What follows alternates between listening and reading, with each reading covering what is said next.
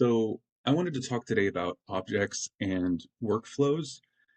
I know objects is a huge thing that was a benefit to a lot of you guys. I'm going to talk about it in the context of pets. And right now, workflows has been really limited with objects. And I'm going to talk about those limitations and ways to go around them. So right now, one of the limitations is with grooming notes. I need to make sure that notes are updated to ensure that when my client goes in for the calendar, she easily sees all the notes for all of the pets by calendar. Otherwise, what they have to do is they have to go into calendars, and it's color coded so they know what services they need to provide. And then from calendars, they'd have to go into contacts, and they'd have to wait for each page to load. This is also fairly annoying because this is such a behemoth of an application. It does take a second to load each time. And then from contacts, they'd have to go to pets. So from contacts, they'd have to go to associations here. Still waiting for it to load. And now they'd have to go to the individual pet for that individual booking. And they'd have to do that over and over and over again and iterate consistently. And the reason that's so important is because you can see here that there's lengths of cuts per dog, and there's tons of iterations for that. So it's definitely necessary information that has to be in the calendar notes. However, calendar and dog are not connected. So objects and calendars are not connected. Even with, like, say you have a vehicle company that you work with, you can't necessarily say that this person who owns 2 or 3 vehicles, this is the one vehicle that's showing up. So what we do is in the booking, in the calendar booking, we have the name of the dog, the breed, as well as the last name of the owner. So that's why all dogs have last names. So we know who the client is, which dog out of the dogs that the client might have, and then what breed. Breed being necessary because we need to know how long that dog might take us. It gives us a general idea as to how big the dog is and how long the fur might be. So same with vehicles, like if you use make, model, year, it'll tell you what kind of materials you might need.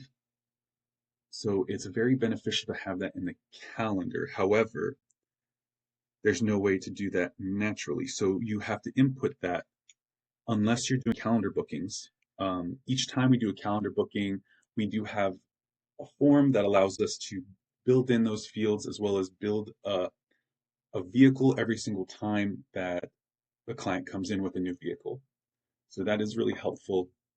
However, I'm going to show you how to input these notes naturally into the calendar automatically. So every single time someone updates these notes, it's going to automatically populate. So first automation.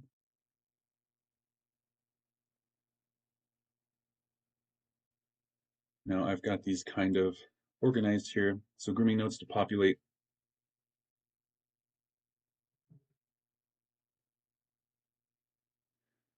So first, whenever a weight change happens or grooming notes happen, I'm assuming that something in here is going to change that's necessary for us to update in those fields. So I'm separating the first and last name of the pet because I want those to be separated.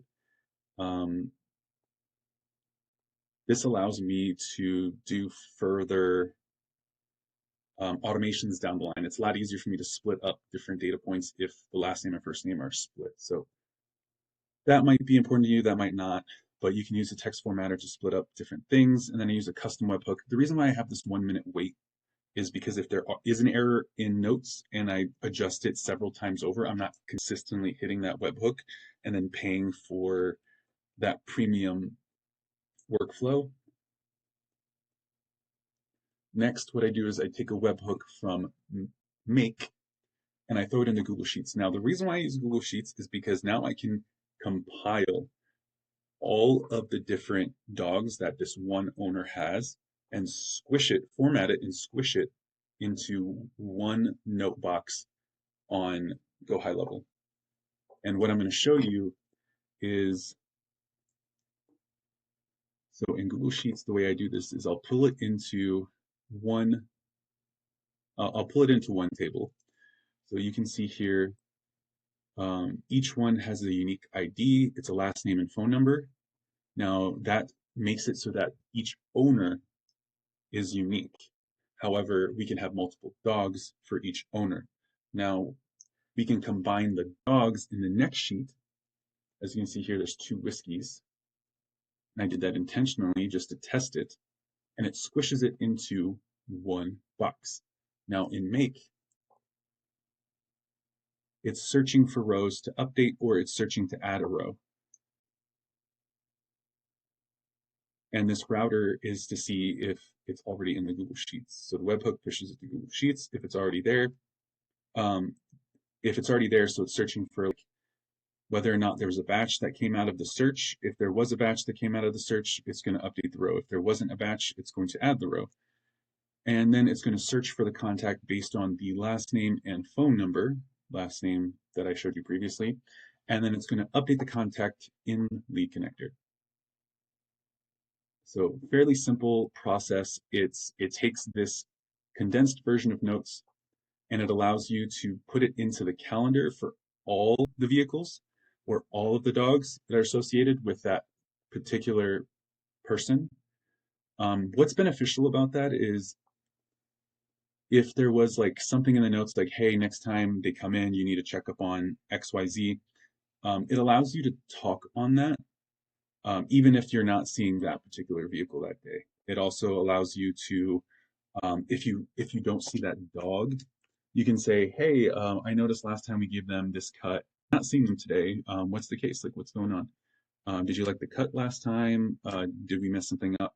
Something along those lines. It allows you to maintain that level of communication with your client. So let me know if you have any questions on this. I'd love to do more videos like this, but I'm consistently trying to figure out ways around object limitations. So let me know what you think. Maybe you find a different way that's a little bit easier.